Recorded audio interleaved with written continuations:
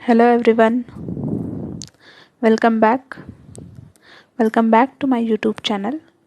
मी यज्ञा दयानंद गुरव तुमचे माझ्या यूट्यूब चॅनलवर स्वागत करते. फ्रेंड्स, आज आपण EVSचा 5th स्टँडर्डच्या EVSचा 5th चॅप्टर जो आहे तो पाहणार आहोत, फॅमिली व्हॅल्यूज.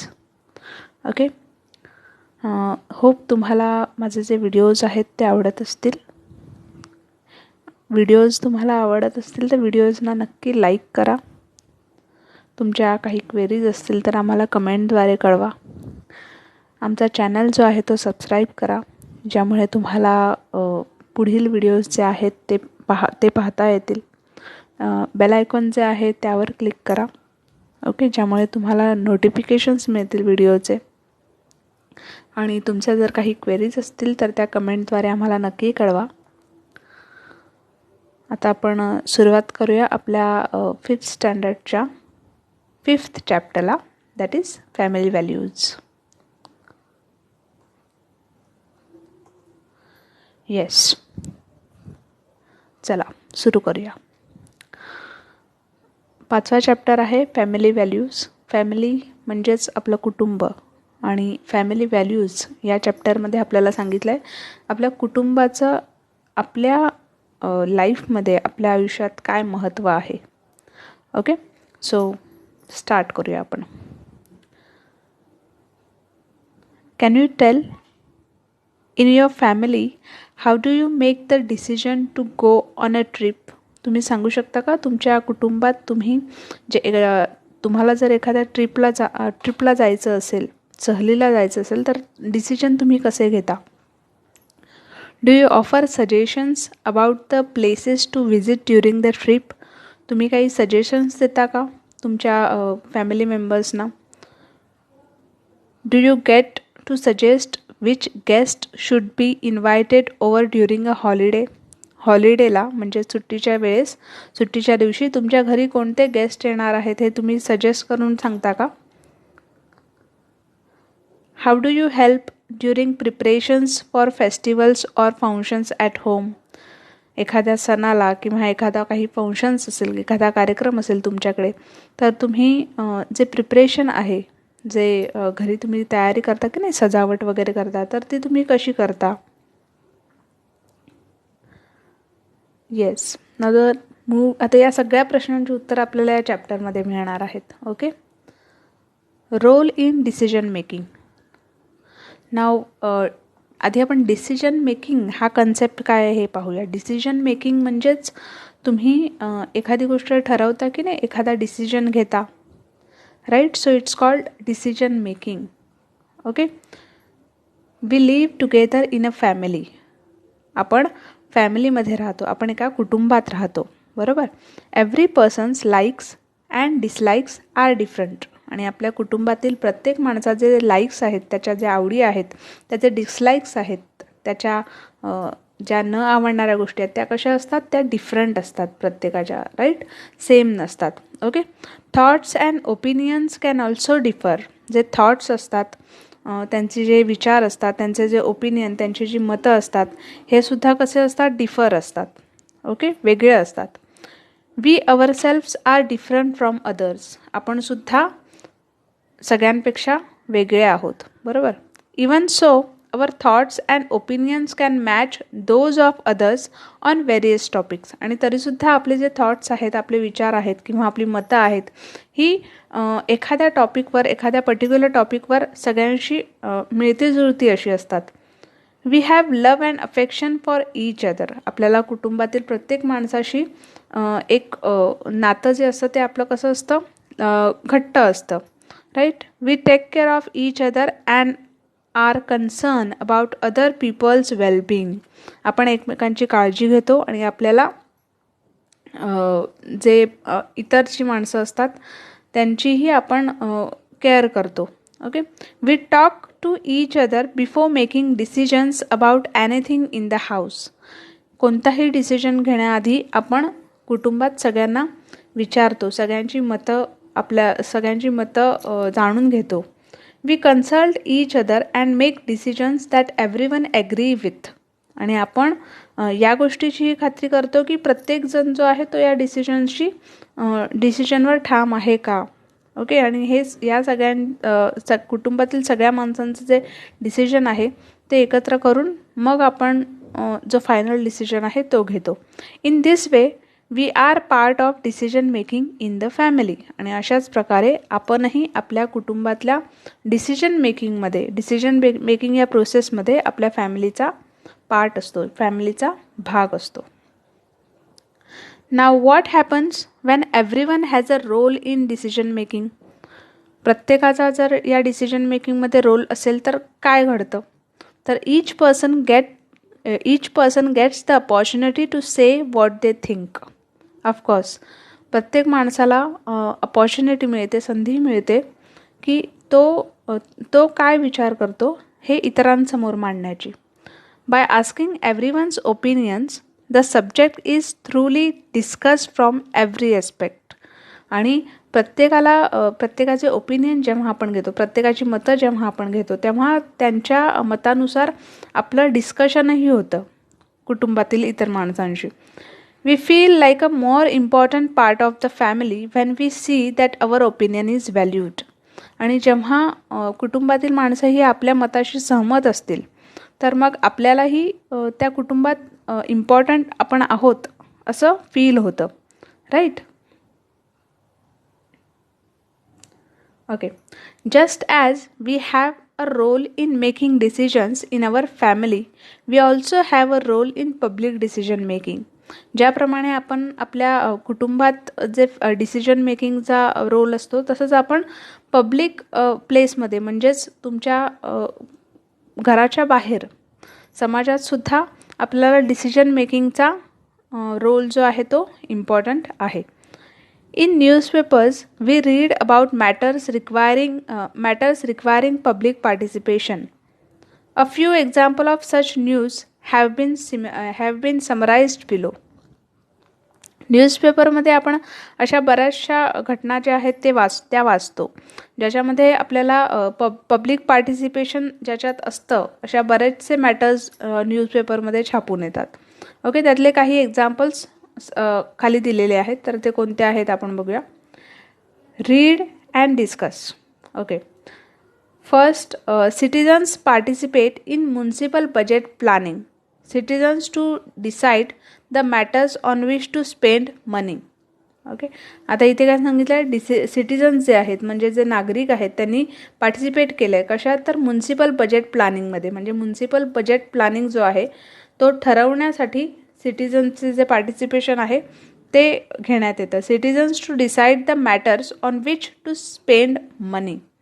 नागरिक जो आहे तो याही गोष्टीत डिसिजन घेऊ शकतो की मनी जो आहे, पैसा जो आहे तो कुठे खर्च करावा. Citizens crowd to suggest improvement to city development plan. Citizens म्हणजे लोकांची जी गर्दी आहे ती हे सुद्धा सजेस्ट करतं की सिटीमध्ये आपल्या डेव्हलपमेंटसाठी कोणकोणत्या गोष्टी आवश्यक आहेत. ओके, सिटी म्हणजे आपलं जे शहर आहे ते डेव्हलप होण्यासाठी, त्याची प्रगती होण्यासाठी कोणकोणत्या गोष्टी सुधारण्याची गरज आहे. Inauguration of road joining 6 villages. Joint effort by 6 villages bears fruit. Inauguration of road joining 6 villages. Inauguration म्हणजेच त्याचं उद्घाटन जे आहे रोडचं ते. ओके, 6 रोड जे आहेत, 6 गावांना जोडणारा जो रोड आहे त्या रोडचं उद्घाटन आहे, तर तिथेही नागरिक हे असतात की नाही उपस्थित. Joint effort by 6 villages bears fruit. आणि त्याच 6 गावांचा जे 6 गावांची जी मेहनत असते ती त्या रोड बनण्यासाठी कारणीभूत असते की नाही. Now we feel the need for minor changes in our environment. It is to our advantage that everyone has a role in making decision about changes in our surrounding. Yes, environment आपलं जे आजूबाजूचं जे वातावरण आहे त्यातही changes करण्याचा आपल्याला पूर्ण जो आहे अधिकार असतो. बरोबर, झाडं लावता की नाही तुम्ही. It is to our advantage that everyone has a role in decision about changes in our surrounding. आपल्या जे सभोवती आहे ते चेंज करण्याचा प्रत्येकाला डिसिजन आहे, प्रत्येकजण त्या गोष्टीचा डिसिजन हा घेऊ शकतो. Okay. The government we elect makes decisions regarding public matters. Government जे आहे, जे सरकार जे आहे ते आपण निवडून देतो. तर ते का निवडून देतो? बिकॉज रिगार्डिंग पब्लिक मॅटर्स, म्हणजेच पब्लिक मॅटर्समध्ये जे काही डिसिजन आहेत ते कोण घेतं? तर गव्हर्मेंट घेतं. Okay. If we feel that a decision made by the government is wrong, we can register our opinion. आपल्याला जर असं वाटत असेल की गव्हर्मेंट जी आहे आपली, त्यांचा निर्णय जो आहे तो चुकीचा आहे, तर मग आपण त्या डिसिजनच्या अगेन्स्ट आपण आपलं ओपिनियन जे आहे ते रजिस्टर करू शकतो. Okay. In this way we can be a part of the decision making process. आणि या पद्धतीने आपण पब्लिक डिसिजन मेकिंग प्रोसेसचा जो आहे तो आपणही भाग होतो. Now think. Be a part of the decision making process in your home. Decision making प्रोसेसचा तुमच्या घरी त्यात सहभाग घ्या. Okay. Do not form your opinion merely on the basis of what others say. Okay. तुमचं ओपिनियन असं नका तयार करू की म्हणजे दुसऱ्यांच्या बोलण्यावरून तुमचं ओपिनियन नका ठरवू. Share your thoughts with others. तुमचे जे स्वतःचे थॉट्स आहेत, तुमचे जे स्वतःचे विचार आहेत ते शेअर करा इतरांशी. Can you tell? Note the following situations carefully. State which of the children show honest behaviour. खाली काही सिच्युएशन्स दिलेत, ते केअरफुली ऑब्झर्व करा आणि त्यात आपल्याला सांगायचं आहे की कोणता चिल्ड्रन कोण जे आहे ते हॉनेस्ट त्यांचं बिहेवियर आहे, त्यांचं हॉनेस्ट जे आहे ते कसे आहेत? प्रामाणिक आहे. त्यांचं वागणं प्रामाणिक कोणाचं आहे हे आपल्याला सांगायचं आहे. Now first situation is Afreen borrow a pencil from Meenu. After she finish using it she return it. Afreen ji आहे तिने काय केलं आहे? मीनूकडून पेन्सिल जी आहे ती वापरण्यासाठी घेतले आणि तिचं काम झाल्यावर after she finish using it she return it. तिने ती मीनूला रिटर्न केलेली आहे. नाव ह्या सिच्युएशनमध्ये तिचं हे बिहेवियर हॉनेस्ट आहे की नाही? तर येस, तिचं हे बिहेवियर हॉनेस्ट आहे, ती प्रामाणिक आहे. Okay. Second, Shama fell from her cycle. However she told her mother Neha push me of the cycle. आता शमा जी आहे ती तिच्या सायकलवरून पडले. ओके. पण तिने तिच्या आईला काय सांगितले की नेहा पुश मी, नेहाने मला धक्का दिला त्यामुळे मी माझ्या सायकलवरून पडले.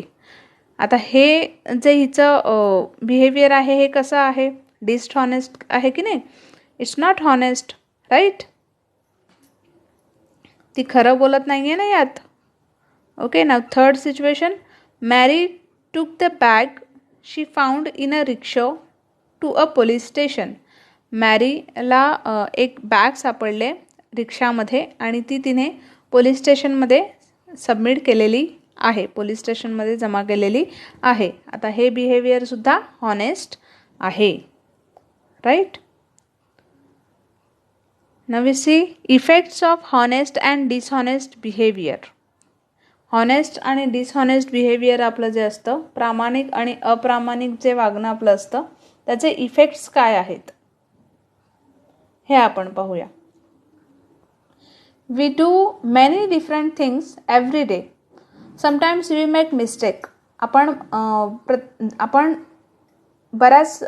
प्रत्येक दिवशी बऱ्याच अशा गोष्टी करत असतो, राईट? खूप काही गोष्टी करतो. Sometimes we make mistake. आणि काही वेळेला आपण मिस्टेकही करतो, आपण त्या गोष्टी करताना चुकाही करतो. When we realise that we have made a mistake, आपल्याला जेव्हा रिअलाइज होतं की आपण काही चूक केलेली आहे, we should talk about it openly with our friends and family. आणि त्यावेळेला आपल्याला जेव्हा ते रिअलाइज होतं, आपल्याला जेव्हा ते कळतं, तेव्हा आपण आपल्या कुटुंबाशी किंवा आपल्या मित्रमैत्रिणींशी हे सगळं शेअर केलं पाहिजे, right? By doing this we learn to be honest and find a way to correct our mistake. आणि हे करताना आपल्याला असं लक्षात येतं की आपल्याला काय शिकता येतं की आपण हॉनेस्ट आहोत, आपण प्रामाणिक आहोत. And find a way to correct our mistake, आणि आपल्याला एखादा मार्ग सुचतो कशासाठी, तर आपली मिस्टेक जी आहे ती सुधारण्यासाठी. It is also necessary to be honest and sincere in our work.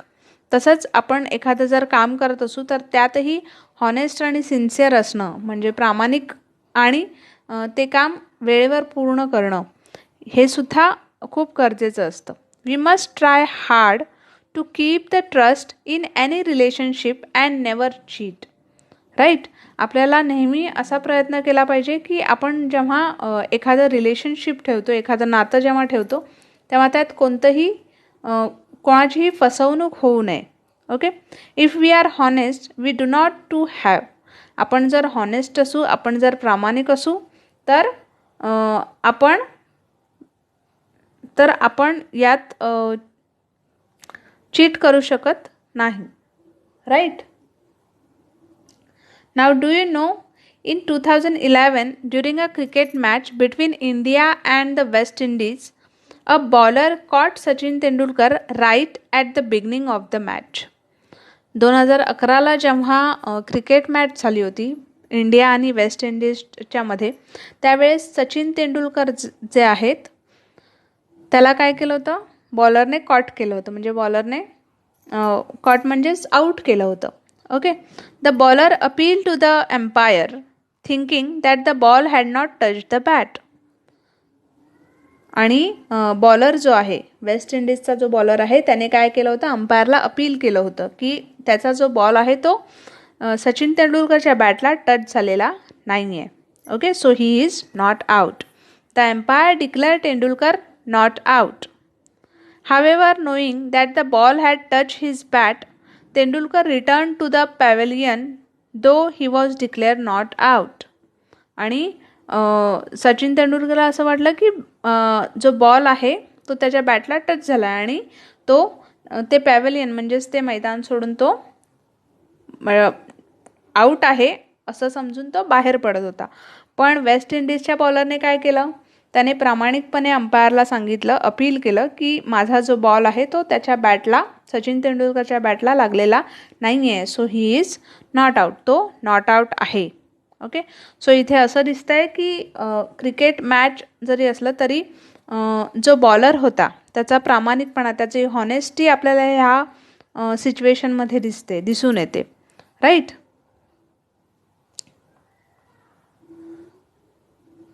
Okay.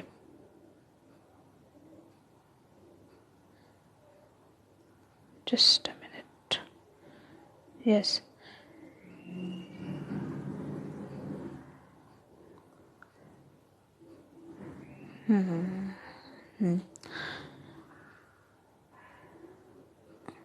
Yes. Be afraid, but if we are dishonest, we lose our self-confidence. We must be honest at home as well as in public.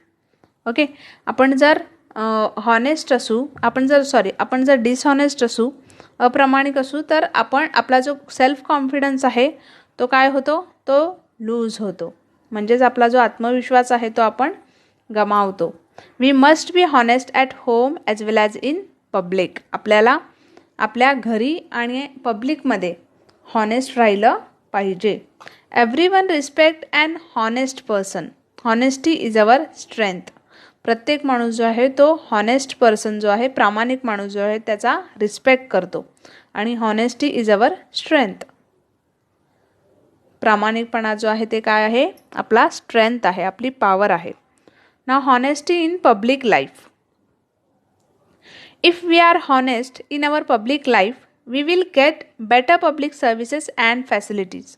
आपण जर public लाईफमध्ये honest असू तर आपल्याला better public service and facilities ज्या आहेत त्या मिळतात. Okay. What happens if we travel on a train or bus without a ticket.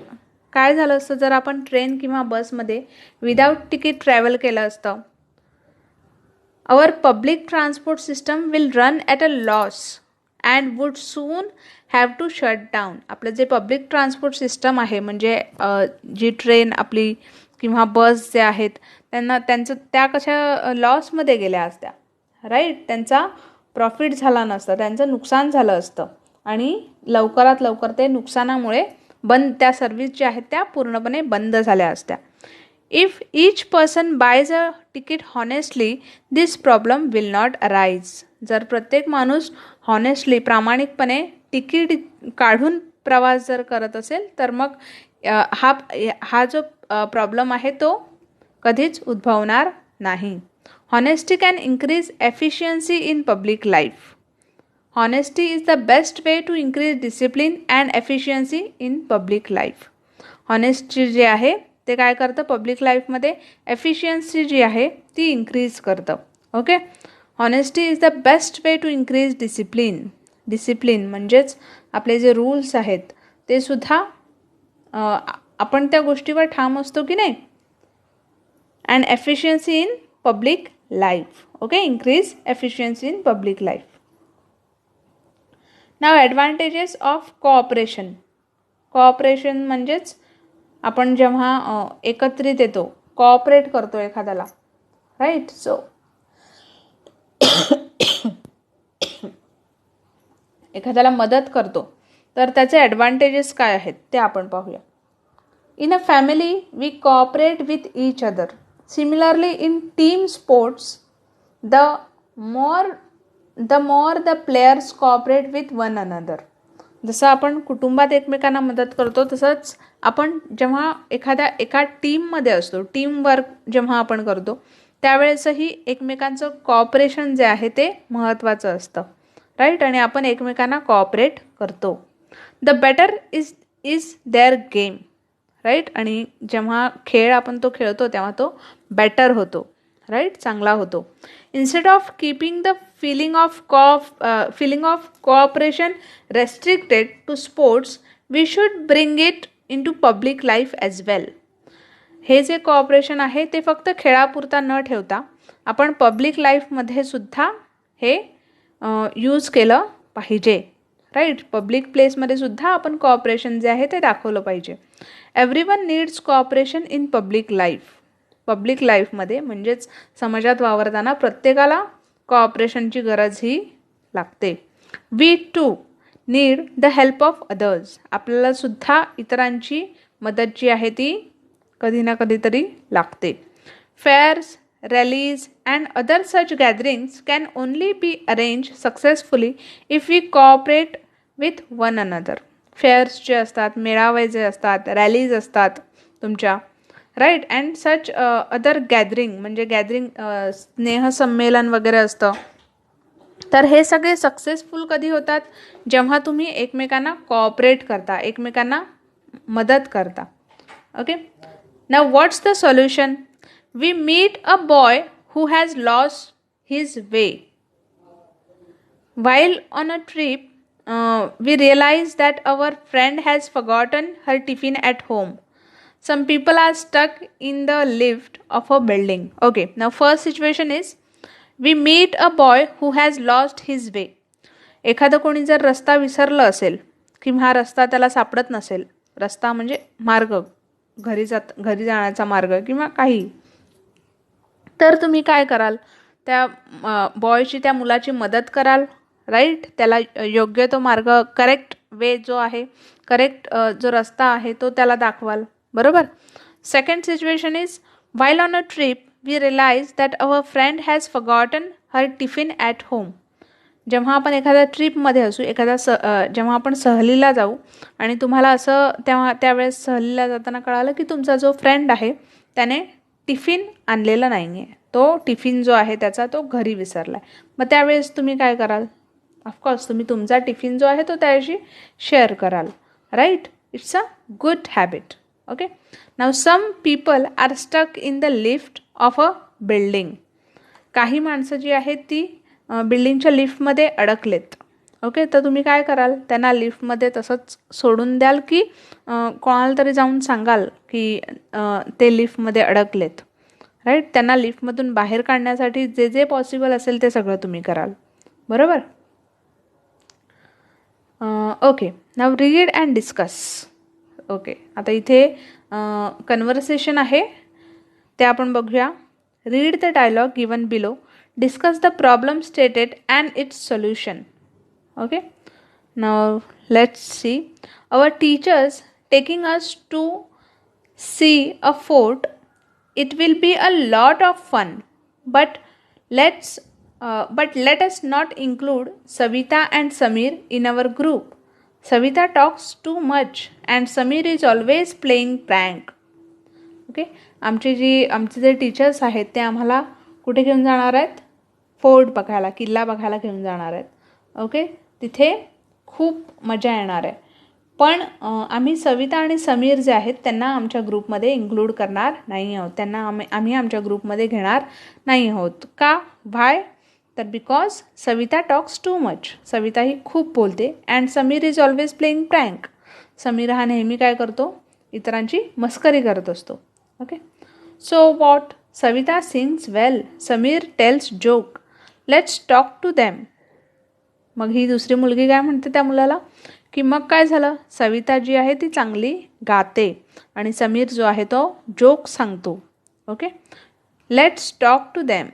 त्यांच्याशी बोलूया आपण. They will understand. Let's not leave them out. ते समजून घेतील आणि त्यांना आपण एकटं सोडणं बरोबर नाही. आणखीन एक तिसरी मुलगी त्यांच्यात आता कन्व्हर्सेशनमध्ये ॲड होते आणि ती काय म्हणते? That's true. I didn't think of that.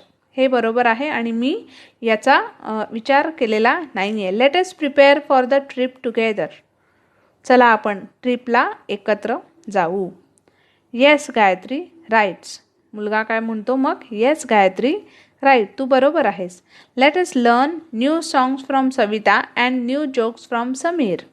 सविताकडनं आपण नवीन गाणी जी आहेत ती ऐकूया आणि समीरकडनं जोक जे आहेत ते आपण ऐकूया. बरोबर? या सिच्युएशनमध्ये काय सांगितलं आहे की जेव्हा तुम्ही ग्रुपमध्ये असता, जेव्हा तुम्ही एकत्रित असता तेव्हा जो तुम्हाला आनंद मिळतो तो वेगळा असतो.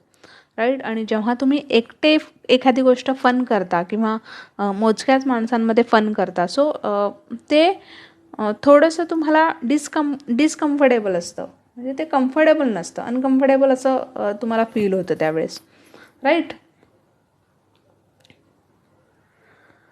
Okay, next concept is tolerance. Okay, now tolerance means what? तर टॉलरन्स म्हणजेच आपण म्हणतो सहन करणे. ओके, सहनशीलता. मराठीत आपण सहनशीलता असं म्हणतो. We all have some faults. We can improve on this faults with the help of our family and friends. आपल्या प्रत्येकांमध्ये काही ना काहीतरी चुका ह्या असतात आणि आपण ह्या आपल्या ज्या चुका आहेत त्या कशा सुधारतो? With the help of our friends and family. आपलं जे कुटुंब आहे आणि आपले जे फ्रेंड सर्कल आहे त्यांच्या थ्रू आपण हे फॉल्ट्स जे आहेत ते सुधारतो. We may not agree with each other every time. आपल्याला प्रत्येकजण एकमेकांच्या मतावर कधीही सहमत असा नसतो. राईट? तुमचे काहीतरी विचार वेगळे आहेत, इतरांचे विचार वेगळे आहेत. सो त्यात वर खाली जे आहे ते होतच राहतं. Sometimes there are disagreement even between friends. कधीकधी आपण आपल्या मित्रांशीही सहमत नसतो. त्यावेळेसही आपलं डिसॲग्रीमेंट्स हे असतंच. म्हणजे त्यांचे विचार आणि आपले विचार हे एकसारखे नसतात. बरोबर ना? At such times we must try to understand the point of view of others instead of insisting that only our point of view is correct. त्यावेळेला आपल्याला समोरच्या व्यक्तीच्या बाजूनेही विचार करता आला पाहिजे. राईट? त्याच्याही पॉईंट ऑफ व्ह्यूने आपल्याला विचार करता आला पाहिजे आणि त्याचा विचार कसा बरोबर आहे किंवा आपल्याला जर वाटत असेल आपण बरोबर आहोत तर प्रूव्ह इट. त्याला ते समजून सांगण्याचा प्रयत्न करा. ओके, मे बी त्याच्यावर तो समोरची व्यक्ती जी आहे ती ॲग्री होईल, ती तयार होईल. राईट? सो समोरच्याचा पॉईंट ऑफ व्ह्यू जो आहे तोही आपल्याला समजून घेता आला पाहिजे आणि जर तो आपल्याला पटत असेल तर त्याही गोष्टीवर आपलं जे मत आहे ते आपण योग्य ते मत मांडलं पाहिजे किंवा त्या गोष्टीशी आपण सहमत झालं पाहिजे. On such occasions, we must listen to the other person. In this way, we learn to be tolerant. काही ओकेजनला आपण दुसऱ्यांचंही ऐकणं खूप गरजेचं असतं, राईट. मे बी आज मी चुकीची आहे आणि समोरची व्यक्ती जी आहे जे बोलते ते बरोबर असेल, राईट. सो समटाईम्स आपल्यालाही समोरच्या व्यक्तीचं बोलणं जे आहे ते ऐकून समजून घेतलं पाहिजे. Okay. In this way we learn to be tolerant. आणि अशाच प्रकारे आपण टॉलरंट जे आहे म्हणजे एखादी गोष्ट सहन करणे, सहनशील असणं, हे आपण या त्या सिच्युएशनला आपल्याला ते शिकता येतं. Respecting opinions which are different from our own is called tolerance or broad mindness. जेव्हा आपण इतरांच्या मतांचा आदर करतो, त्यांचे जे ओपिनियन्स आहेत त्यांना वेलकम करतो आणि ते ऐकून आपण त्या प्रकारे जेव्हा आपलं जे बिहेवियर आहे ते चेंज करतो, त्यावेळेस टॉलरन्स आणि ब्रॉड माइंडनेस तुमच्यात किती आहे हे दिसतं. Okay. Tolerance has a special significance in our country. Tolerance जे आहे ते आपल्या कंट्रीमध्ये, आपल्या देशात खूप महत्त्वाचा असा तो भाग आहे. People from various religions, creeds, cultures and following different customs live here. आपल्या कंट्रीमध्ये वेगवेगळी जी माणसं आहेत, वेगवेगळ्या भाषेची, वेगवेगळ्या रिलिजन्सची, वेगवेगळ्या धर्माचीही राहतात, बरोबर. तर त्यामुळे त्यांचे विचार, आपले विचार, त्यांचं राहणीमान, आपलं राहणीमान खूप फरक असतो, बरोबर. त्यांचे सण, आपले सण. सो डिस्प्यूट्स जे असतात ते होतच राहतात. ओके. बट त्या डिस्प्यूटमधून टॉलरन्स हा जो भाग आहे, म्हणजेच एखादी गोष्ट आपण समोरच्याचा पॉईंट ऑफ व्ह्यूने ऐकणं आणि ते ऐकून घेऊन त्या पद्धतीने विचार करणं, हेही कधीकधी गरजेचं असतं. Okay. That is why it is necessary for everyone to be tolerant or broad minded. आणि म्हणूनच आपल्याला आपलं प्रत्येकाला टॉलरंट किंवा ब्रॉड माइंडेड म्हणजे त्या पद्धतीने विचारसरणी आपल्याला बदलता आली पाहिजे. Okay. Diversity can be preserve through tolerance. Diversity जी आहे म्हणजेच विविधता जी आहे ती याच टॉलरन्सने आपण प्रिझर्व करू शकतो. आपली विविधता जी आहे ती आपण दाखवू शकतो. Diversity enriches our social life. Diversity जी आहे ती आपल्याला आपल्या सोशल लाईफमध्येही ॲक्टिव्ह ठेवतं. ओके. सोशल लाईफ म्हणजेच काय, तुम्ही घरात कसे वागता, तुम्ही घराबाहेर समाजात कसं वागता, राईट. समाज इट्स अवर सोशल लाईफ. जेव्हा तुम्ही घराच्या बाहेर जाता आणि तिथे जेव्हा तुम्ही एखादी गोष्टाला रिॲक्ट होता ना, तेव्हा ते आपलं सोशल लाईफ झालं. Okay. It encourages us to think about others with concern. Okay. We can solve problems in our environment by being broad minded. जेव्हा आपण ब्रॉड माइंडेड असतो, जेव्हा आपण टॉलरंट असतो, त्यावेळेस जे आपल्या अवतीभोवती जे प्रॉब्लेम्स आहेत ना, तेही सॉल्व्ह करण्यासाठी आपण सक्षम असतो, राईट. आपल्याला तेही सॉल्व्ह करताना इझी होतं, बरोबर. जर आपण ब्रॉड माइंडेड असू, जर आपण त्या पद्धतीने विचार करू किंवा आपण इतरांचं ऐकून घेऊन त्यांच्या पॉईंट ऑफ व्ह्यूने विचार करू. Okay. Yes. Next concept is gender equality. Gender म्हणजेच माहिती आहे ना तुम्हाला, जेंडर म्हणजेच स्त्री पुरुष, ओके, गर्ल बॉय, राईट. तर त्यांची इक्वॅलिटी म्हणजेच समानता. ओके. बॉय अँड गर्ल्स और men and women are equal as human being. मुलगा मुलगी आणि स्त्री पुरुष हे इक्वल आहेत, बरोबर. Considering boys and girls to be equal without discrimination is called gender equality. आणि गर्ल आणि बॉय यांना समान इक्वल कन्सिडर करणं, इक्वल आहे असं मानणं, विदाउट डिस्क्रिमिनेशन म्हणजे कोणताही त्या गोष्टीत कोणताही वाद किंवा कोणतंही डिस्प्यूट नसायला हवं, राईट. सो विदाउट डिस्क्रिमिनेशन यालाच आपण जेंडर इक्वॅलिटी असं म्हणतो. यालाच आपण समानता जी आहे बॉय आणि गर्लमधली ती ते म्हणतो. Boys and girls must respect one another. मुलगा आणि मुलगी जे आहेत त्यांना एकमेकांचा रिस्पेक्ट करता आला पाहिजे. Right. In the company of our friends we consider all of them to be our equals. आपल्या फ्रेंडच्या कंपनीमध्ये कंपनी ऑफ अवर फ्रेंड्स म्हणजे एखाद्या कंपनीमध्ये बॉय आणि गर्ल जे आहेत त्यांची लेवल जी आहे ती इक्वल आहे. Okay. We must maintain this sense of equality as citizens when we grow up. आपल्याला ही जी इक्वॅलिटीचे जे कन्सेप्ट आहे, समानतेची जी कन्सेप्ट आहे, ॲज अ सिटिझन तुम्ही नागरिक आहात. सो ते सेन्स ऑफ जे इक्वॅलिटी आहे ते मेंटेन ठेवणं गरजेचं आहे. Right. When we grow up, जेव्हा आपण मोठे होत आहोत. By developing this sense of equality, everyone gets to learn and make progress. आणि हीच जर आपण आपली जी विचारसरणी आहे ती equality, girl and boy equality सारखी जर ठेवली तर आपण या समाजात राहून काहीतरी शिकू आणि प्रोग्रेस करू आणि प्रगती करू. Food, clothing, shelter, health and education are the common need of men and woman. Man आणि वुमनच्या कॉमन नीड कोणत्या आहेत तर food, clothing, okay, then shelter, निवारा, health and education. Okay. For the purpose of equality each of this needs must be fulfil properly. आणि equality असण्यासाठी या प्रत्येक ज्या गरजा आहेत त्या गर्ल आणि बॉय किंवा मॅन आणि वुमन यांना मिळणं गरजेचं असतं.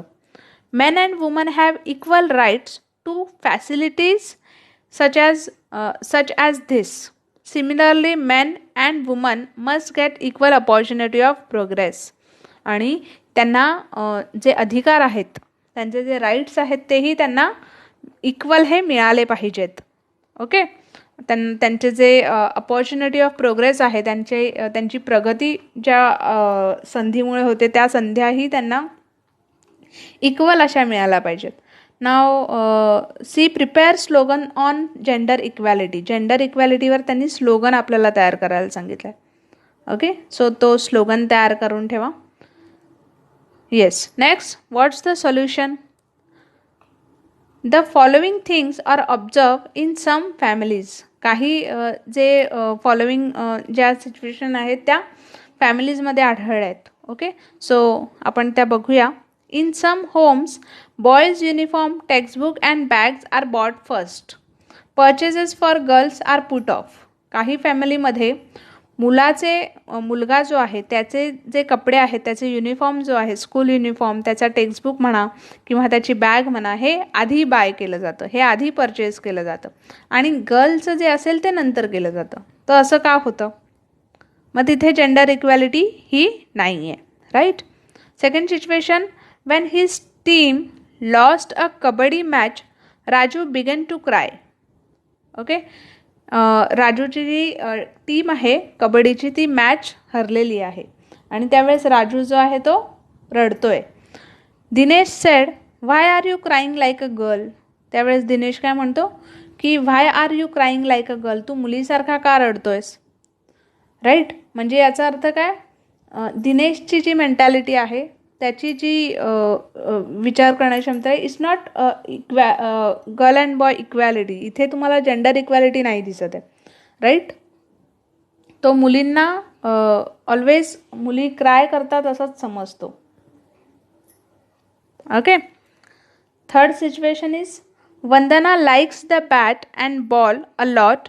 However she is given doll and toy, stoves and utensil to play house. Vandana जी आहे, मुलगी जी आहे, तिला बॅट आणि बॉल खूप आवडतात, पण तरीही तिला डॉल्स, बाहुली, खेळणी, स्टोव, तुमच्या खेळण्यातला जो स्टोव असतो, देन युटेन्सिल, भांडी जी असतात खेळण्यातली ती दिलेली आहेत. कशासाठी? तर घर वगैरे असं खेळण्यासाठी. राईट. तर इथेही तुम्हाला जेंडर इक्वॅलिटी नाही दिसत आहे. बरोबर. मुलीही आता क्रिकेट खेळतात. Right. Fourth situation, Sarika helps her mother with the cooking and household chores. Her brother is never asked to do the same. Sarika जी आहे ती तिच्या आईला नेहमी स्वयंपाकात मदत करते, पण तिच्या भावाला कधीच हे सांगितलं जात नाही की तूही कुकिंग जे आहे ते कर, किंवा तूही जेवण जे आहे ते कर किंवा शिक थोडंफार तरी. राईट. तर इथेही आपल्याला जेंडर इक्वॅलिटी नाही दिसत. बरोबर. Okay. Next, always remember, honesty increases efficiency in public life and makes it possible to avoid wastage of time, money and labor.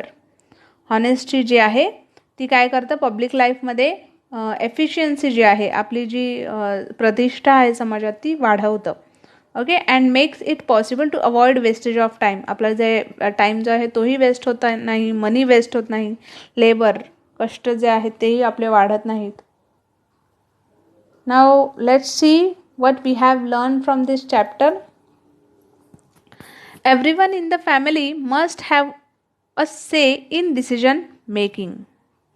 कुटुंबातल्या प्रत्येक जणांना डिसिजन मेकिंगमध्ये पार्टिसिपेट केलं पाहिजे. राईट. आणि त्यांना डिसिजन एखादा जर आपण घेत असू तर त्यात त्यांचंही ओपिनियन जे आहे ते त्याला महत्त्व दिलं पाहिजे. We must be honest in our private and public life. आपल्याला आपल्या प्रायव्हेट आणि पब्लिक लाईफमध्ये हॉनेस्ट राहिलं पाहिजे, प्रामाणिक राहिलं पाहिजे. Tolerance and cooperation make our community life harmonious and peaceful. Tolerance जे आहे, जे सहनशीलता जी आहे आपल्यातली ते, आणि कोऑपरेशन, एकमेकांना कोऑपरेट करणं, हे दोन फॅक्टर काय करतात तर कम्युनिटी लाईफ जे आहे आपलं, म्हणजे जे आपलं सोशल लाईफ आहे ते पीसफुल ठेवतं. राईट. शांततेने आपण जगू शकतो. A tolerant attitude makes it easy to preserve diversity.